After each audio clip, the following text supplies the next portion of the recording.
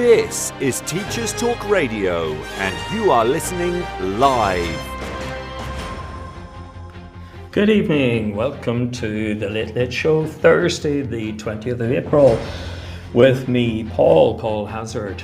On tonight's show, we're going to talk all about shared education. Shared education is specific to Northern Ireland, and we're hoping to have Alistair Hamill, an expert practitioner in shared education, on the show. This is Teachers Talk Radio, and you are listening live. Tune in live at ttradio.org, or to join in the conversation, download the Podbean app and search Teachers Talk Radio. Follow the hashtag TTRadio. Tune in, talk it out with Teachers Talk Radio. Good evening, everybody. Paul is going to try and get on, and he's waiting for something to happen. Let me see if I can get him into the room, and I'm just going to send him another link. You've been listening to Teachers Talk Radio. Tune in live and listen back at ttradio.org. We look forward to hearing from you next time. And I'm a little bit ahead of myself there. I'm playing the end of the show. So Alistair is in touch with me, and I can see that he's on now. Alistair, are you there? Hello? Oh, he's just disappeared. He was on, and now he's disappeared. Okay. Let's see if we can get Alistair back again. I can see he's trying here. But tonight, we're going to talk about shared education. As I said, specific to Northern Ireland. And it was established around about 1980, not even then, about 15 years ago or so. And it's a way of really... what do we see? Hello. Alistair's on a different phone. Hello. Here he is now. Hello, Alistair. Can you hear me now? I can hear you loud and clear, Paul. Great. And you're coming through loud and clear as well. Alistair, delighted to have you on the Late Late Show this Thursday.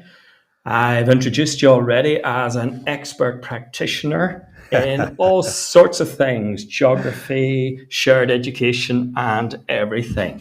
So, Alistair, we're back after Easter. How are you finding it back this week? Oh, yes, a little bit of a shock to the system. Yeah, it's lovely to be back, of course. But yes, Easter was quite busy, Paul, because as you've already said, I'm a geography teacher, and there's this little thing called the Geographical Association Conference that takes place over the Easter holidays. Yeah. So I had a wee trip over to the mainland, as we say, came over to Sheffield to join together with, I don't know, what's the collective noun for geographers? Shall we go with confluence? A confluence of geographers. That's geography very good. teachers, yes. Yeah. So you just imagine if one geographer is geeky, how much geekiness will you have with 300 or 400 geographers? So it was exhausting and invigorating and inspiring, and a great way to spend my holidays. That's what teachers do, isn't it? Yes, we do. We just find professional development and a little bit of fun along with it, where and whenever we can. So, Alistair, you are also interested in what we call shared education here in Northern Ireland. Tell us a little bit about shared education. What is it? Yeah, so I thought maybe I would set a little bit of the context, Paul, for shared education and the community and society in Northern Ireland in general. One of the things that I did in the Geographical Association Conference was a session with a very good friend of mine who teaches in Omagh called Andy Fonnell, and the title of the presentation was, "Can I Introduce You to the Elephant in the Room? How you can deal with controversial issues and lessons that we can learn from shared ed in Northern Ireland." And Andy had also taught out in an international school in Qatar and Slovakia. So as part of that presentation, and of course, being a good geographer, we did have to have some statistics in with this. So I maybe I'll just share a little bit about the difference maybe between England, Wales, Scotland, and what you'll find in Northern Ireland, and this is some stuff from the recent census. According to the 2021 census, 87% of people in England and Wales are describing themselves as some version of British, whether it's British English and British or else Welsh English only, something like that. The situation in Northern Ireland is very different. According to the recent census, we have 32% saying British only. We have 29% defining as Irish only, and 20% defining as Northern Irish. So the first thing to note is stating the really obvious.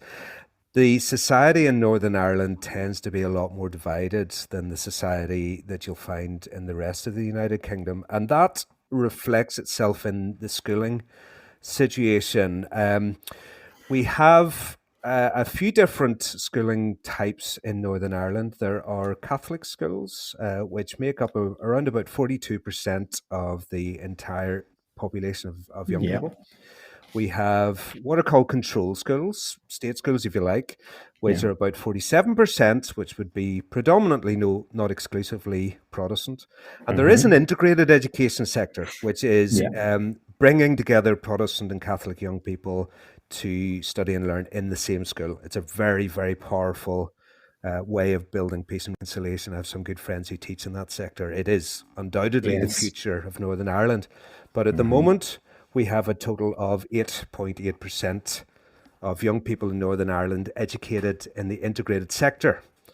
So, in that context, where most of the young people in Northern Ireland are educated in schools that are predominantly one religion, along comes this thing called shared education.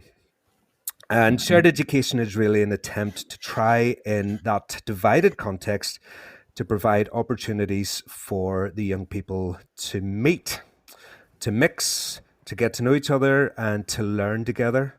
And it focuses really on those opportunities to have things like shared classes where they'll study side by side. But it also very explicitly focuses on the whole notion of reconciliation and peace building.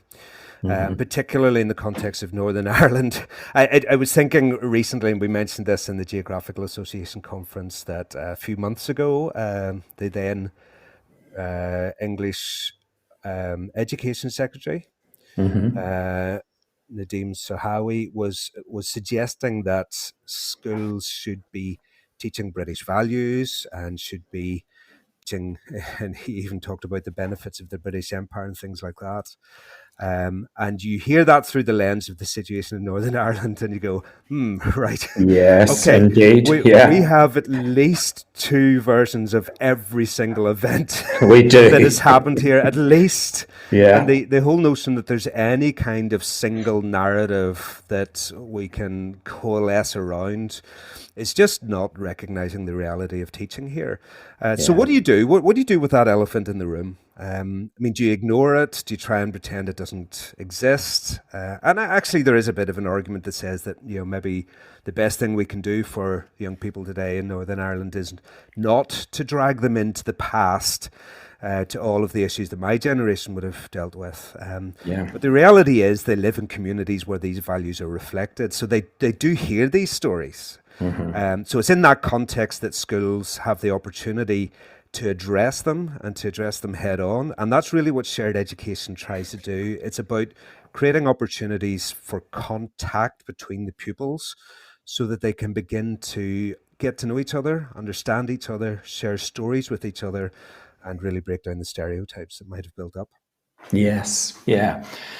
And Alistair, it's really fair to say then that, it's not that we have three different schools or school systems. We probably have two systems, but that shared education then is is it fair to say that overlays those two systems? So three systems, you could have integrated schools, Catholic schools, and state schools who are all involved in shared education rather than being a separate entity.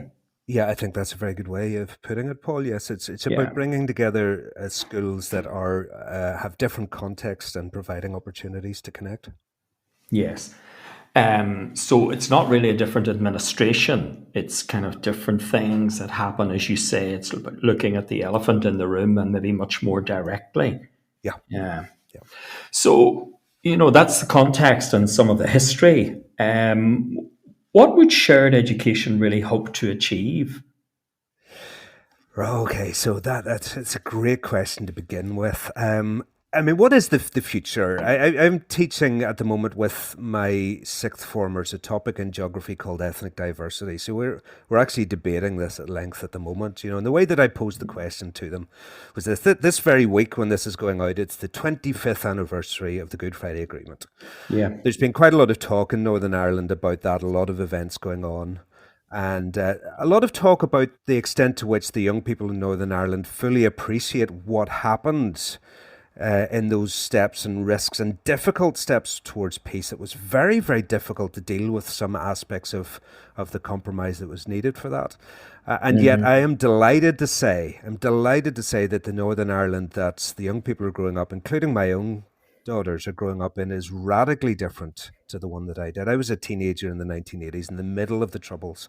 Yeah. I remember sitting in a geography A-level classroom at one stage, listening to something about Oxbow Lakes, when all of a sudden there was a massive blast and explosion and the windows shook because a bomb had gone off in the building right next to our school. Goodness. It was a day before social media, of course, so we kind of looked around at each other and thought, oh, well, it sounded like a bomb. And then the teacher, couldn't find out, so the teacher just says, oh, well, okay, back to Oxbow Lakes, I guess. And that was the reality. That bizarre experience was normal, only it really wasn't, but it was the normal experience that I had. But I agree with you. Yes, it was normalized for a lot of us, wasn't it? Totally. Yes, and we just got on with things. To us, we didn't know very much that was very different. Yeah, that's right. So the situation is very different in Northern Ireland, despite the headlines that you might hear across in the mainland. We have progressed. Our society has moved forward, but in many ways, we're still trapped with the legacy. You don't deal with conflict that happened here easily and quickly. Northern Ireland is a more segregated society now than it was when the Good Friday Agreement was signed. That's a bizarre statement to make. Yeah. We have largely separate education systems. We have definitely largely separate residential areas that we live in. It's a very, very divided society. So the question that I posed to my sixth formers this week when we were discussing it is this. Fast forward 30 years. Okay, so your kids are now going through the schooling system. Your kids are growing up in a Northern Ireland that you hope is going to be more normal even than the one that we are now. What kind of future do you want? Do you want them to be living in a divided society as much as we're divided now, or do you want there to be something different? And it's a powerful question to ask. So what is it that shared education is trying to do? I would put it like this. It's part of a wide range of things that are going on in Northern Ireland here that way, way beyond schools. To try to build peace and reconciliation. But I would say this, that schools are very much at the heart of that, because we have a chance whenever these kids are young and whenever they're reasonably open-minded. They are being influenced by the communities they're in. They're bringing their own values and ideas and the things that they think are important, and that's absolutely fine. I think a proper pluralist society should tolerate diversity and difference.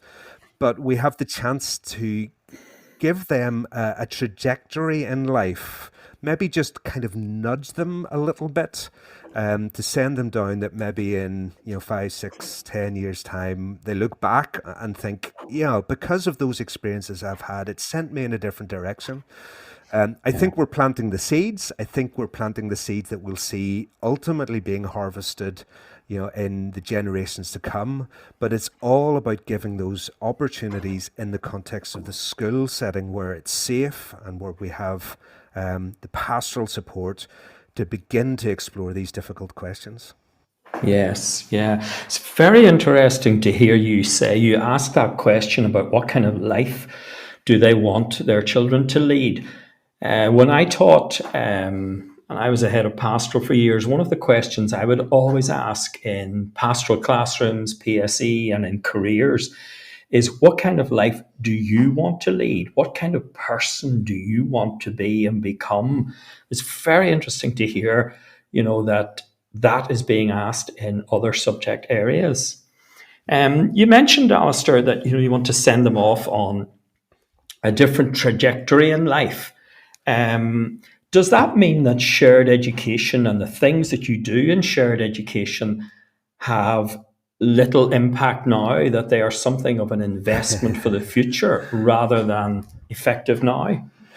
That's another great question. Okay, so both, right? So the way that I would phrase it is this: there's somebody that I've worked with in shared education in Lurgan, in the town that I work in a community centre there, who's been a real kind of mentor for me.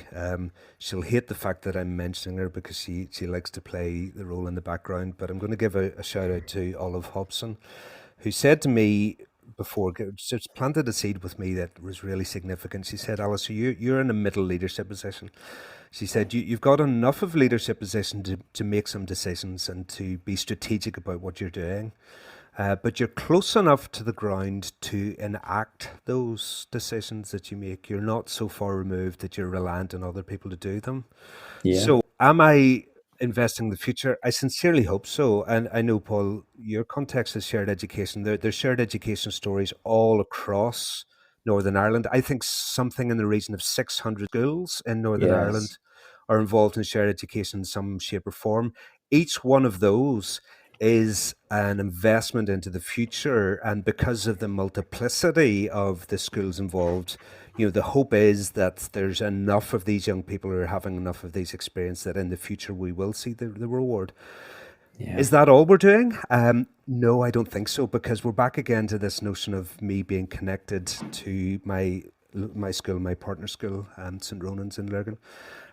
What I'm trying to do is for the young people who come within my sphere of influence to give them an opportunity for their personal stories to intersect with the personal stories of other young people. And that's where Olive was so wise in saying that I'm close enough to actually be involved in the lives of the young people, which I think is the great privilege of all of us as teachers. We have the opportunity to influence, and the incredible privilege to be something of an influence in those young people. So all of those individual stories are affected, at least potentially affected, by the opportunities that they get. And we have a little caller going to be joining in later, who's going to tell one of those personal stories, and I think it'll probably be a wonderful answer to the question. It's the individual lives that we're shaping. It's the sphere of influence that we interact with. It's the people that we can affect. We make the change and we be the change where we're situated. Jess is in the background here. I can see she's joined in already, so we'll call her in shortly. Yeah. So, Alistair, that's something, of the history and the context of shared education in Northern Ireland. It's something very much of the hopes and the aspiration and what it kind of would like to achieve in a divided society. Tell me this, how you say there are roughly 600 schools involved, but there are a lot more schools than that in Northern Ireland and indeed further afield. How does a school get involved in shared education? How would it set it up? How would it manage a project, say? Well, our own particular context, Northern Ireland, there is legislative support behind that. So there is funding that comes through our education authority. So you've got to apply for that and demonstrate that you would meet certain criteria. Although the idea behind this, that we're moving towards a mainstreaming of shared education in Northern Ireland now. Initially, there was some additional funding from Atlantic Philanthropies, I believe, to try to kind of kickstart and get the money in that needed to be there to facilitate it. But there is a hope and a move that will move towards a mainstreaming of this to try and get as many schools as possible involved and incorporated within it. So if there is anybody listening from Northern Ireland who teaches in a school who's not yet involved in shared ed and would like to, I would absolutely recommend it, because it quite honestly has been one of the highlights of my career. Oh, that's fantastic. Yes, I would wholeheartedly agree. Yes, I taught in Northern Ireland as well, and the schools where I taught were all involved in shared education programs, and they were absolutely fantastic. Yeah.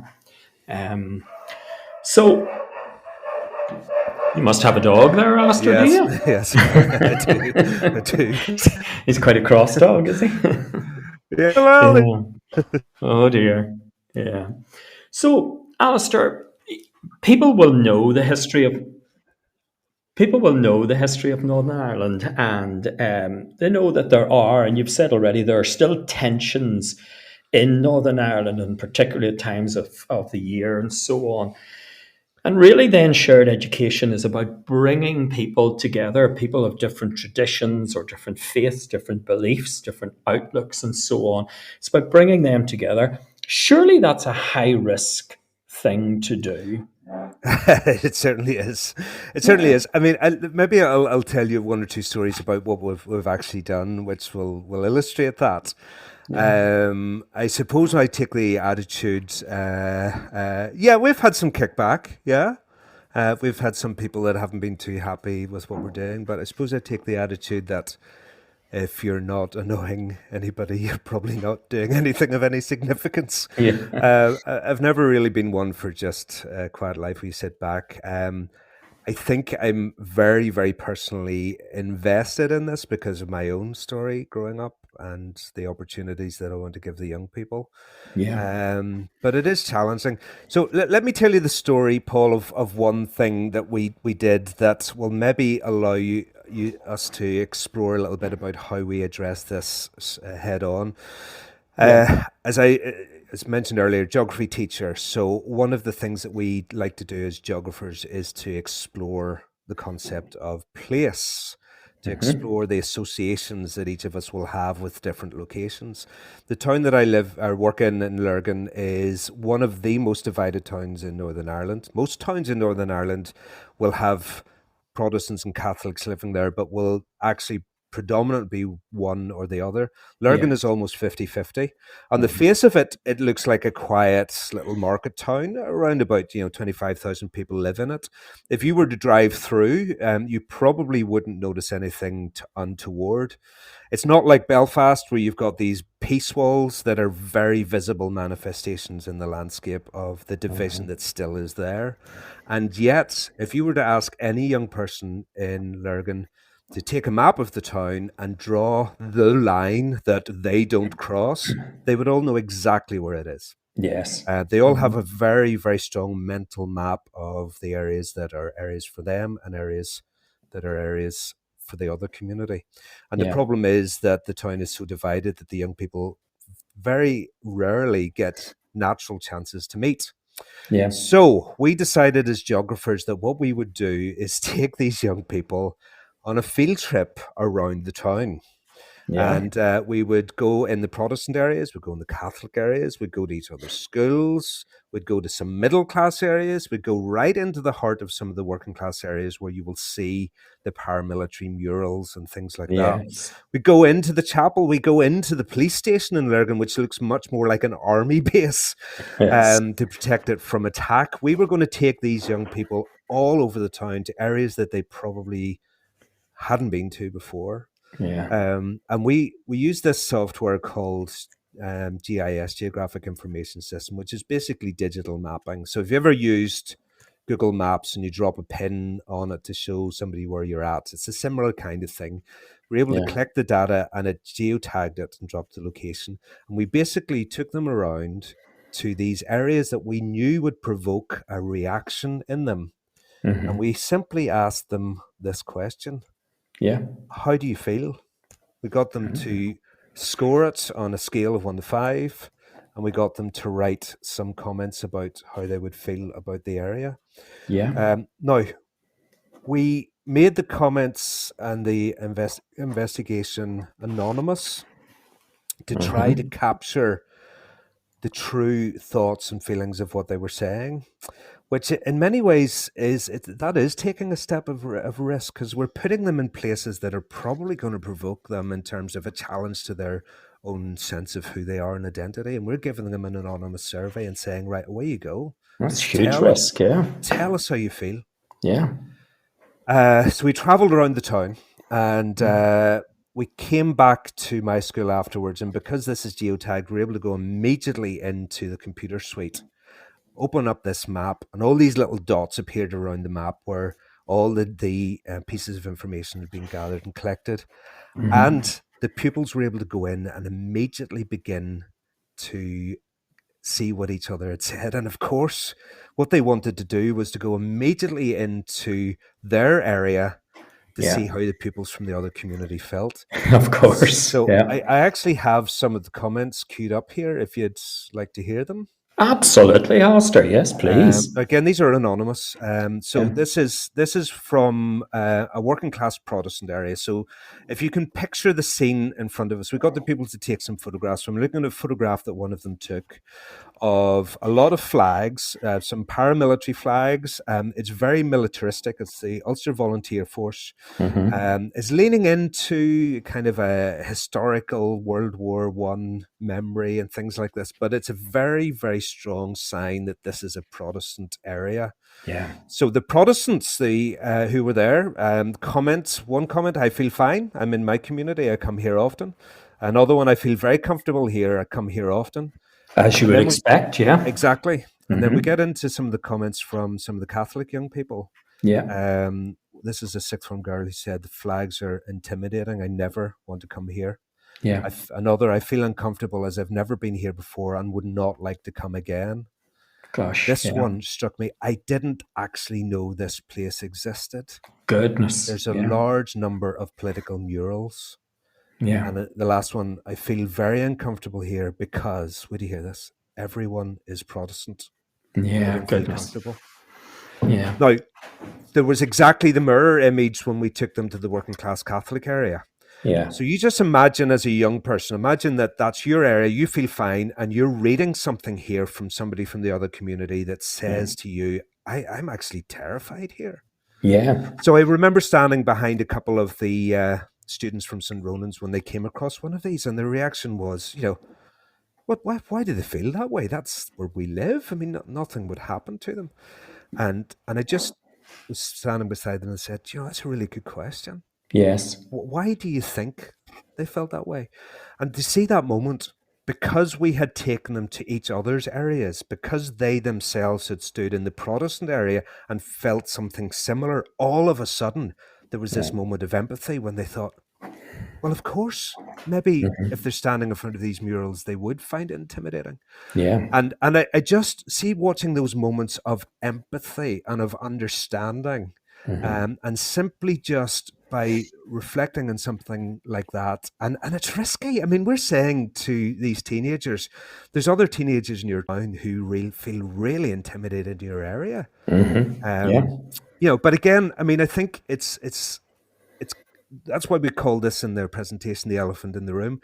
Yeah. This is the reality of how these young people feel. We can either ignore it and 25 years' time still live in a society as divided as it is now, or we can take the opportunity in schools, in the safe environment, through shared education, to start to name this elephant, to start to talk about it, to understand, and to build peace and reconciliation. Yes. Goodness, Alistair. Just the description of that is fantastic, very high risk. And to think that, Lurgan is everybody's town there, except there are self-imposed no-go areas. I know no-go areas means something different if you've lived in Northern Ireland for a while, but that's amazing. One of the things that really strikes me about this is, cross-curricular sounds almost insignificant when you describe this. This is about human beings. This is about life. And I'm listening to you talk very much about the affective and very much about the feelings. And that seemed to be, a very powerful question when you asked them. Just a simple question. How do you feel standing in what, wouldn't be a familiar area to them? And as you say, and I think empathy is transformative. It really, really allowed those children to empathize in a very practical way. I see Jess is here, so you tell me when it would be a good time, maybe to invite her in, or if she wants, she can call in. Yeah. And while Well, she's maybe thinking about that, would you say, Alistair, then that shared education is effective? Okay, so let me answer that by picking up on one of the words you mentioned previously. Shared education is effective. Yes, I'll come to that in a moment. Shared education is affective. It should be something that is more than just giving information. I think that's absolutely key. There's a big move in discussion in education circles these days about decolonizing the curriculum, which is a very important and very profound conversation. I absolutely agree with that, living in Northern Ireland. Absolutely. And I think part of what I've learned through shared education is that part of that journey of making it effective is to make sure that it is affective. Gosh, yes. Because yes, there is some historical information that these young people need to have. You need to know something about the history of this island of Ireland and the conflicting histories and the stories. That's necessary information, but it's not sufficient. Because what I have found is, and I actually lean into psychology for this, there's this idea in psychology called social identity theory, which is a very powerful theory of identity. And I teach this explicitly as part of my ethnic diversity topic as well, because it basically says, it breaks it down into 3 stages. There is initially social categorization. We tend to categorize each other into groups. Us'ns and them'ns is the phrase we use in Northern Ireland. We do. The next stage then is social identification. We don't just categorize, we begin to identify you're my group and they are that other group. Yes. And that's where you start to get into those stereotypes that can build up. And stereotypes are getting you dangerously close to the tipping point of negative associations and discrimination. And the third stage of social identity theory is social comparison. We start to turn this into a zero-sum game that if you win, I lose. And if I win, you lose. And I must say, we'll not get into the politics of Brexit here, but I did look at how Brexit kind of mirrored that in England, that the social categorization, identification, and then this comparison, that we have to beat you and you we just want to try and not be defeated by you. Yes. So to bring our young people into the point where they're not just learning about each other, in terms of a theoretical thing, but they're experiencing that transformative interaction with each other, that the affectional part of it is so crucial, because it's that will connect with them and begin to shape their story, I think. Gosh, I think you're absolutely right on that. Yes. Yeah. Very powerful messages. It's at this point we need to listen to this week's news. Okay, and maybe I'll suggest. Brought to you in partnership with John Catt Educational, a leading publisher of books, directories, educational guides, and magazines specifically aimed at forward-thinking schools in the UK and beyond. Have you checked out their latest releases? Don't miss out! Visit johncattbookshop.com to explore their full range of titles and advance your own professional development today. Happy reading! This is Teachers Talk Radio, and this is Teachers Talk Radio News.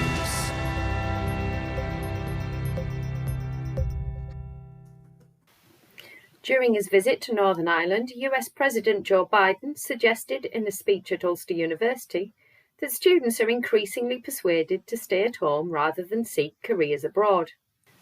The speech, reported in the Belfast Telegraph, refers to young people, instead of fleeing for opportunities elsewhere, can see their futures and careers for themselves that speak to unlimited possibilities here. However, the article goes on to feature comments from Anne Watt, Director of Political Research Group Pivotal, who says that whilst she welcomed the positive nature of the comments, Northern Ireland still has a long way to go before the battle to keep the most promising students can be won. She went on to say there is evidence in her organisation's research that significant economic migration could be worsening, not improving. The problem of young people leaving Northern Ireland to study elsewhere and not returning has been around for years, and many seem to see the President's words as aspirational rather than accurate. Ms Watts also raised the point that as students leave Northern Ireland, other students from the UK and further afield are not coming in the same numbers. The country, therefore, cannot retain or regain talent, and political instability has not helped matters.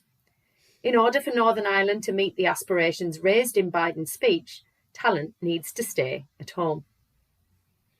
The Daily Mirror reports on figures released by the Department for Education, which show more than 140,000 school children were severely absent in the summer of 2022. The paper refers to these young people as ghost children and raises concerns that this pattern is continuing in the current academic year. The Department for Education says the term severely absent refers to children of school age who are not receiving a suitable education either with a teacher or homeschooling. They are usually those with attendance below 50%. The reasons for being away from school include anxiety, mental health, special educational needs and disabilities, but concerns arise around young people who are likely extremely vulnerable. Last year, the Children's Commissioner also released a report focusing on school attendance, but, according to DfE figures, attendance to schools across England has largely failed to recover to pre-pandemic levels. Latest figures released by the DfE has persistent absence at 22.4%. These are pupils with below 90% attendance, although this is suggested as being a result of illness towards the end of the autumn term. According to FE Week, the Department for Education has launched a £1 million contract for an organisation to drive new T-level employment placements. The documents explain that the DfE is seeking a potential supplier to engage with employers to develop their knowledge and understanding of T-levels, as well as helping them to plan and prepare to deliver high-quality industry placements. T-level courses were first launched in 2020 and feature a mandatory placement with an employer totalling 45 days or 315 hours. There are now 16 T-levels available, with another 2 due to launch this September. As the provision of the qualifications has grown, so has the need for placements. The DfE has offered financial support to employers offering placements, but uptake has not been high, as employers cite red tape and cost pressures as reasons the courses are unattractive.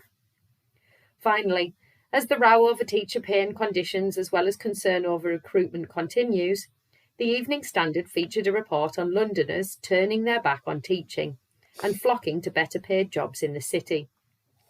A combination of the availability of better paid jobs and the high cost of living in the capital is putting Londoners off teaching, according to school leaders.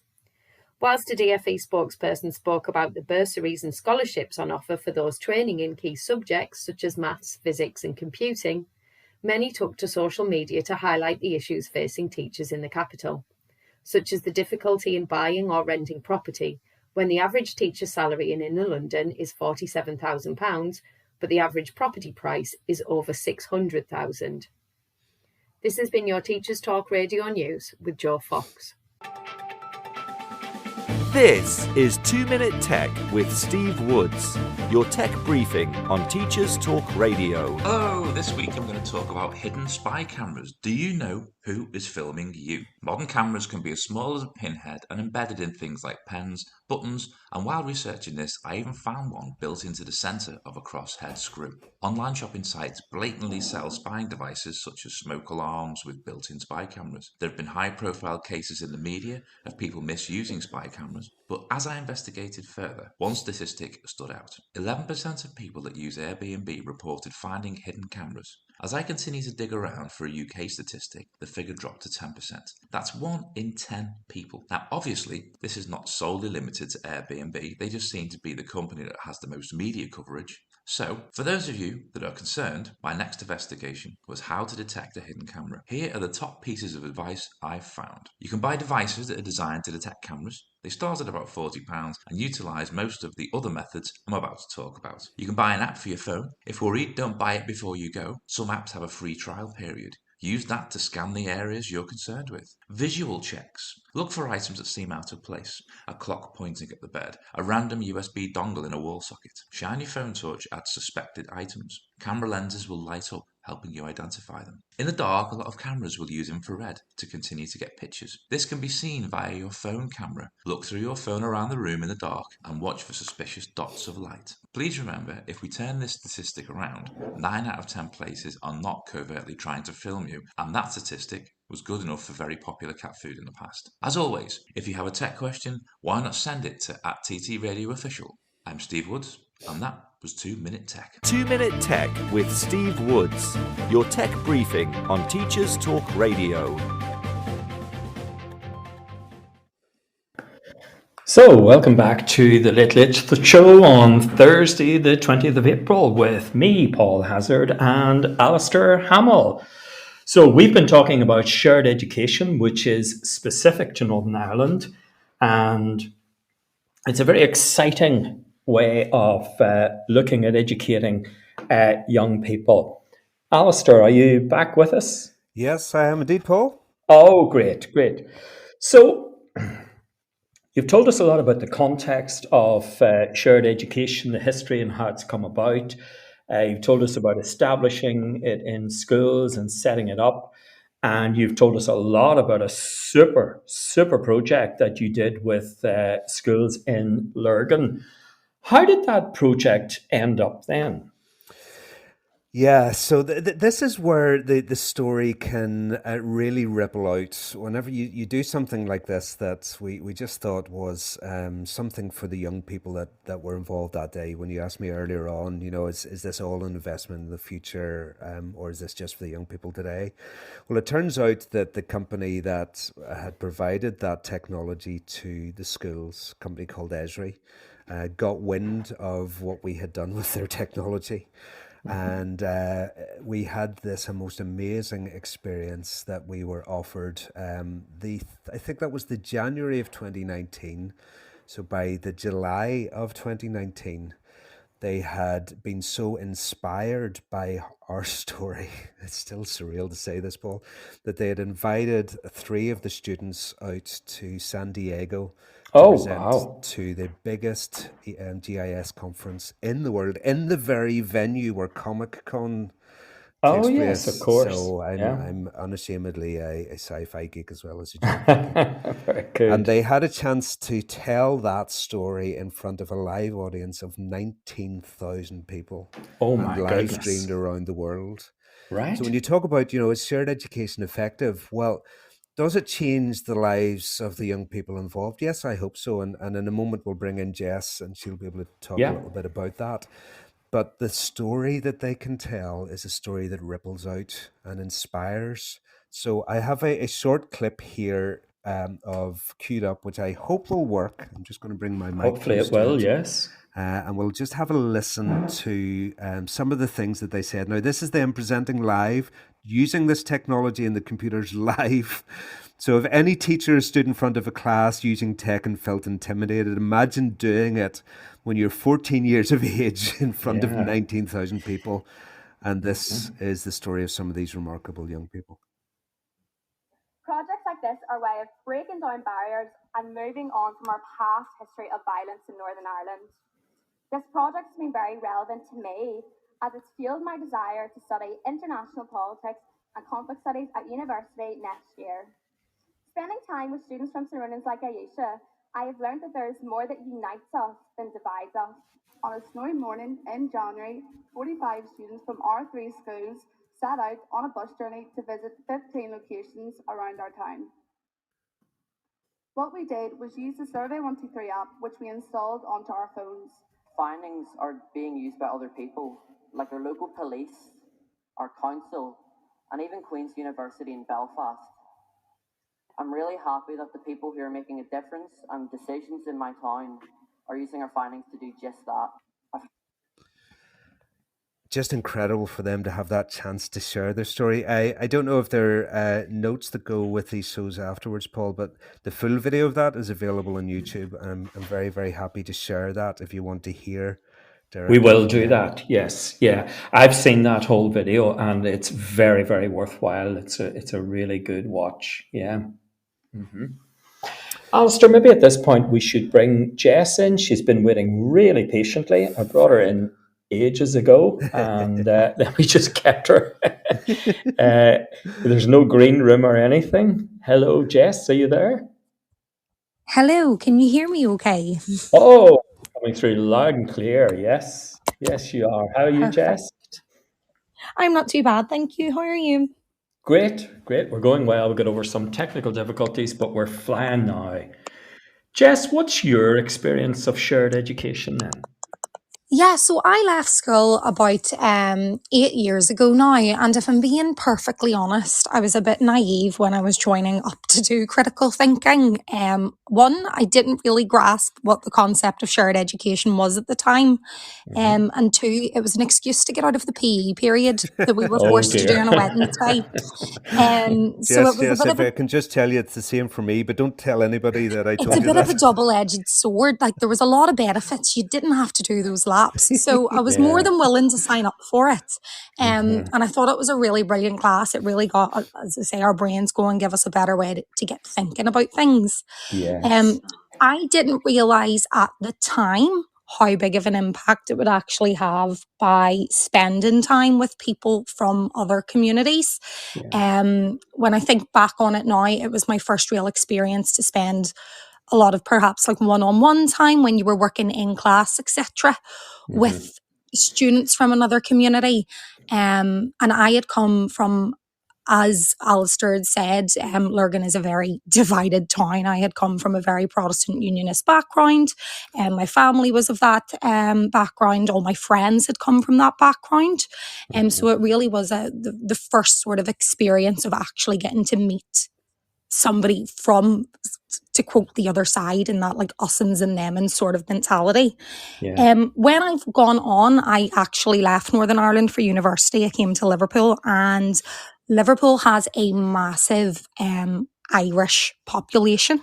And I didn't know how well perhaps that I would maybe fit into that.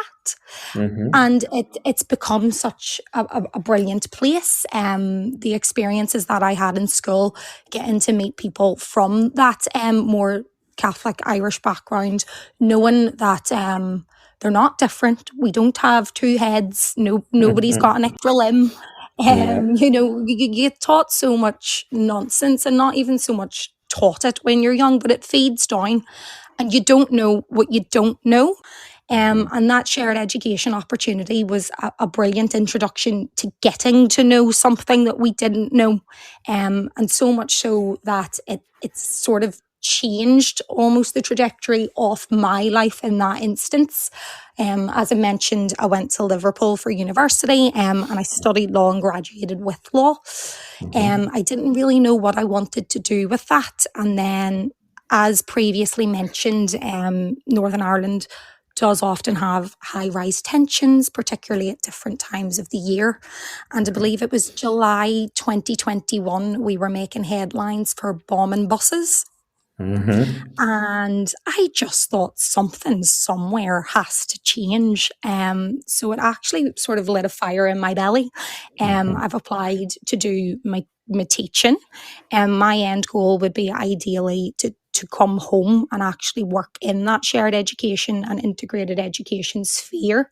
And I would also be looking ideally to do my Catholic certificate of education as well, because I think that the best thing that we can do is to learn more about each other, and to teach that next generation of pupils that respect is the most important thing really than anything else. As long as we can respect that difference of opinion, we can really move forward. And I think, as you have mentioned, it's been 25 years since the Good Friday Agreement. Integration was due to come. It has a long way to go, and I think it's by feeding into that next generation of pupils and giving them those opportunities that we will actually be able to do that. Gosh, yeah. So you've mentioned an awful lot there. We'll maybe come back to the critical thinking in a minute. I'm just wondering, you got a lot of social confidence Jess, and you talked a lot about, meeting people from the other side, shall we say. I'm wondering, did you feel that you had to give up anything of yourself in order to meet people from the other side and be more confident and at ease with them? I think I had to be more open-minded because, Mm-hmm. as you have touched on, particularly with the history of home, every story has at least two sides. Yeah. And I think with the troubles and the conflict that happened, everybody, or not personally, but perhaps in their wider family, has somebody that's been affected in a way. So I think it was really that awareness of being open-minded and having that respect for that differing viewpoint. Not Mm-hmm. necessarily that I would have to give up my own viewpoints, but you do understand there is another side to that story. Yeah. Mm-hmm. Yeah, I suppose it's one of the differences I see, between maybe Catholic, Protestant, and perhaps integrated education is that, you can very much retain your own identity in shared education, and you meet in some milieu, sphere, or whatever, and yet, you can admire, people from other faiths and backgrounds and so on. Yeah, excellent. I'm just wondering, because I'm aware we need to move on a little bit, and this is maybe back to Alistair. I used to have a school manager who used to always shout, "If you can't measure it, it doesn't count." And Yep. he didn't really know that I was, very much sold on pastoral and people and all of that. So I'm just wondering, Alistair, is there anything in shared education, which is relatively new in Northern Ireland, is there anything that's measured, evaluated? Are there formal outcomes? Have the inspectorate been involved? Yes, we've been inspected quite a bit by our inspectorate here in Northern Ireland, ETI. Can I just say that the relationship between the inspectorate in Northern Ireland and schools seems to be a little bit different than that in England. It feels much more like a partnership, and whenever the inspector came in to take a look at what we did, here's what I loved about the day they came in. They were interested in story as a means of measuring outcome. Yeah. What we did was and again we can share this afterwards. I got some pieces to camera from 4 different students who had been at the school around about the same time as Jess, a year or two before, I think, who had also been in that critical thinking class, which was a brilliant context to do shared education because it's just all about sharing ideas and coming at things from different points of view. And they told their stories. They, like Jess, had gone on all across the world and were talking about how being involved in shared education in school had prepared them in ways that maybe they didn't even realize at the time for what came later. And we got a bunch of the students who were actually experiencing shared ed to come and meet the inspectorate. And to be fair to the inspectorate, when they're looking at it, they were seeing beyond the numbers. This isn't just about how many students are involved in shared education. This isn't just about producing pie charts, which we have to do. Sure. That's fine. That's fine. I can fill in spreadsheets. The thing that I'm most interested in is story. And I'll tell you why, because story is what inspires. Nobody has been inspired to change the world by a pie chart. No. And I say that as a geographer. I love pie charts. Yeah. But what inspires is story. And that's why it's so brilliant to have Jess here tonight. She reached out to me just a couple of years ago, I think it was now, Jess, whenever you wanted to come back and connect with me again and just update me on that story. And listen, I'll say to any of the teachers that are listening into this, how do we measure outcome? What is the thing that we've planted in our students beyond the exam results that we support and help them to achieve? If we're lucky, every once in a while, a former pupil like Jess will get in touch and say, "Hello, do you remember me?" Yes, of course I do. can I tell you the story? Yeah. That's how we measure it. We measure it, for me anyway, in the lives that are shaped. So, Jess, do you remember that conversation that we had whenever you got in touch with me? I do. I had to reach you on Twitter and I was so embarrassed. I was like, oh, he's going to cringe so hard. No, not a bit of it. It was absolutely lovely to hear from you. But do you remember anything of what you were talking about that night, just in terms of your experiences in shared ed? Yeah, of course. As I say, it gave me a better outlook. When I'm looking back, I can see sort of the seeds that were planted, because if I didn't have that opportunity when I was in those formative years, I think it would have been quite a harsh jump to such a mixed and diverse society in Liverpool. And I think without having the opportunities that we did have, and also realizing that not everybody gets those opportunities, it was a real inspiration almost to say, right, we need to feed into that. We need to make those opportunities available. And can I just ask you, because you did move over to Liverpool to study, but you are coming back. I noticed the first news headline there was about Northern Ireland and students leaving. Having spent some time in England, do you think that there are any lessons that you've learned from shared education that could be brought into any of controversial or contentious issues that you meet living in England?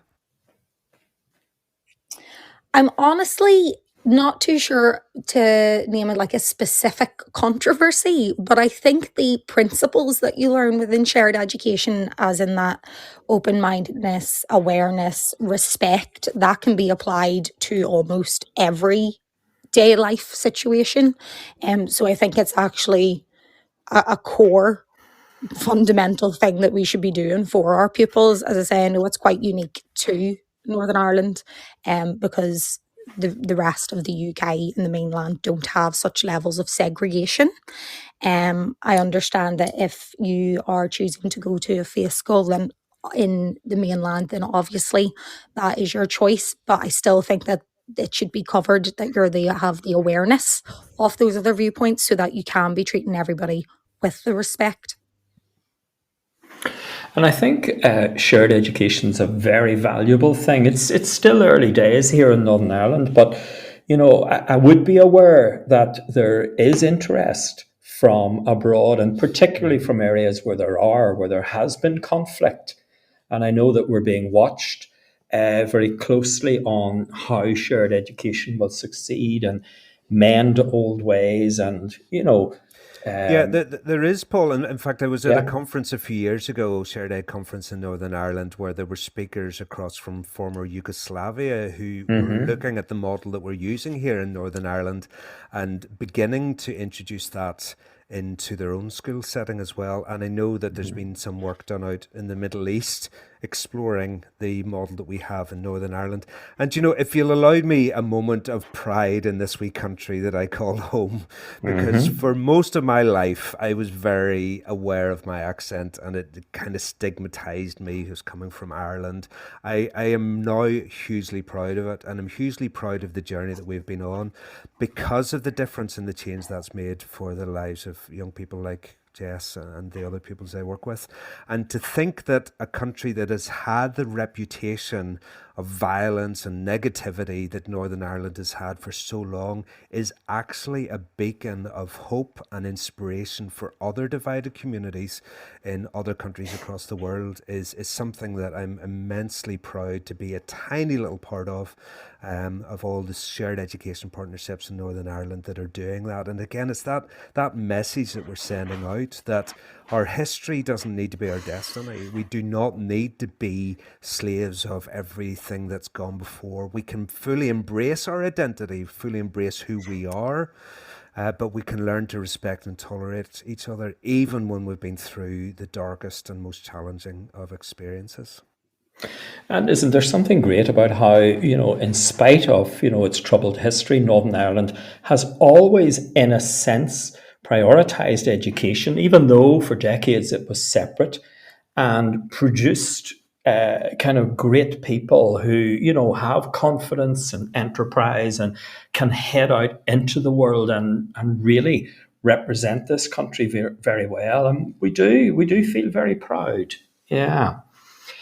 I suppose really then, just to kind of round up, because we're nearly done in terms of time, and I think we've already answered this, but maybe a direct answer would be helpful.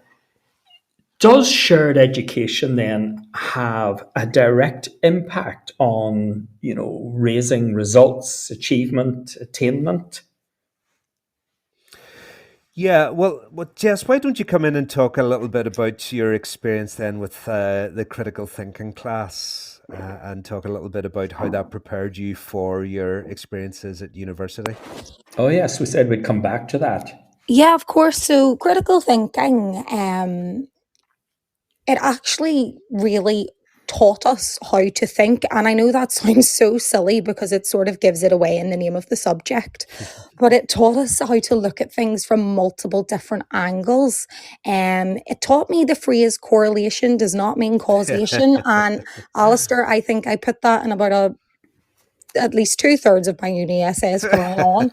Like, honestly, it's things that I look at in today's life. And when I'm looking at the news coming from politicians and they're saying things, I remember everything we were taught. Correlation doesn't mean causation. And it's those key points and the key angles of the ways to assess things, being able to cut out nonsense, get to the key point of what matters from critical thinking, that was really helpful to bring towards university.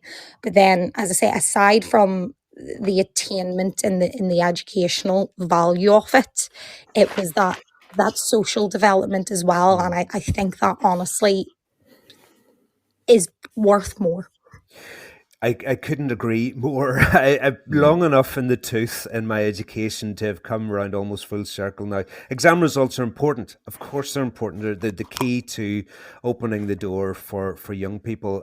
Unfortunately, our system can too quickly and too frequently focus in on exam results as being the only thing that's worthy of an education. It's all about those exam results, the pointed pressure on the pupils, the accountability for teachers. Yes, they're important. But once you've opened the door and they go through to the next stage, what has the education that the young people have experienced actually contributed for them? How have they been enabled to thrive once they go through? And I suppose it just brings me, Paul, to a lot of reflection I had through COVID whenever exams were cancelled. And all of a sudden, we had this freedom in the midst of all of the constraints of COVID. And also we realized just how vital schools are within communities. And I would certainly say that's a key part of shared education as well. It's one of the main pillars of it, of how we connect with the community, how we have that influence, not just in the school building, but to send that influence back out into the communities that these young people are living in, for them to be the inspiration to their parents and to the other people that are there as well. So if you ask me how I measure success in shared education, yes, I hope that the experiences that the young people have will improve them in terms of their academic performance and the exam results.